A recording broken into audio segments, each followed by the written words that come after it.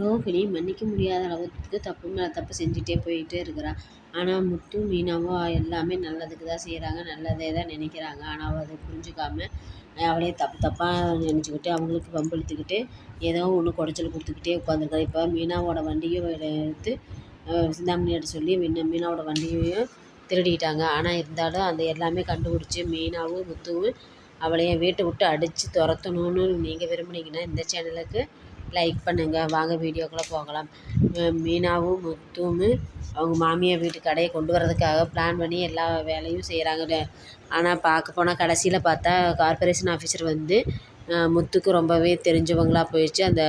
அவங்க அம்மாவுக்கு டாக்டர் பட்டம் வாங்கி தரேன்னு சொல்லி சொன்னவங்க. ஆனால் அவங்க வந்து இவர் வந்து நேர்மையாக இருந்ததுனால முத்துக்கும் மீனாவுக்கும் ஹெல்ப் பண்ணதுக்காக வீட்டுக்காரர்கிட்ட சொல்லி நீங்கள் அவர் சொல்கிறது தான் கேளுங்க. அவங்க அம்மாவுக்கேவே பொய்யான டாக்டர் பட்டம் கிடைக்கக்கூடாதுங்கிறதுக்காக அவர் போராடினவர். அதனால அவர் எல்லாமே நல்லதாக தான் சொல்வார். ஆனால் அவர் பேச்சு கேளுங்க அப்படின்னு சொன்னோடனே சரின்ட்டு அவனும் ஒத்துக்கிறாரு. போய் நீங்கள் நாளைக்கு எங்கே வர சொல்கிறீங்களோ அங்கே நான் வந்து பார்க்குறேன்னு சொல்கிறாங்க. ஆனால் இந்த கூறுகட்ட அருண் வந்து இவங்களை எப்படியாச்சும் முன்னேற விடக்கூடாது, அந்த வீட்டில் நம்ம தான் நல்ல பேர் வாங்கணும், முத்து வந்து நல்ல பேர் வாங்கக்கூடாது, இந்த வேலையை நம்ம சிறப்பாக செஞ்சு முடிக்கணும் அப்படின்னு சொல்லிட்டு நினச்சிட்ருக்குறான். இதில் மீனா வந்து வண்டி காணாமல் போச்சு, நான் போலீஸ் ஸ்டேஷனில் கம்ப்ளைண்ட் பண்ணுறேன் அப்படின்னு சொல்லிட்டு வந்து நீங்கள் கொஞ்சம் ஹெல்ப் பண்ணுங்கன்னு சொல்லி கூப்பிட்றாங்க.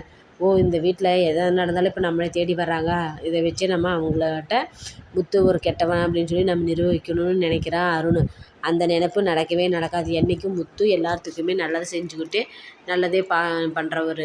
அதனால் முத்துக்கு என்றைக்குமே நல்லது தான் நடக்கும். கெட்டது ஆண்டவன் வந்து நல்லவங்களை சோதிப்பான், ஆனால் கைவிட மாட்டாங்கிற மாதிரி முத்துவை வந்து ஆண்டவன் வந்து சோதிச்சுக்கிட்டு இருக்கிறான், ஆனால் கைவிட மாட்டான். என்றைக்கும் முத்து மீனாவும் நல்ல நிலைமைக்கு வந்து வீட்டில் அவங்க வீட்டுக்கு மேலே மாடியில் வீடு கட்டி நல்ல விதமாக எல்லாம் சந்தோஷமாக இருப்பாங்க. இந்த சோடாப்பட்டி மனோஜ் அடுத்த ஸ்டோர் ரூம் ஆரம்பிக்கிறேன்னு சொல்லிட்டு இடம் பார்த்துட்டு உட்காந்துருக்குறான். அதுக்கு விஜயா பரவாயில்ல என் பையன் முன்னேறிட்டே இருக்கிறான்னு சொல்கிறாங்க. ஆனால் முத்து இருந்துட்டு நீ அடுத்தவனோட காசை பிடிங்கி முன்னேறது என்ன பிரயோஜனம் அப்படின்னு சொன்னோன்னே ரோகிணிக்கு ரொம்பவே கோவம் வருது. இவன் பக்கத்தில் எங்கள் வீட்டுக்காரரை மட்டும் தட்டி பேசுகிறீங்க அப்படின்னு. ஆனால் இவன் வந்து இவங்க குடும்பத்துக்கே துரோகம் பண்ணுறது அவளுக்கு யாருக்கும் தெரியறதில்லை.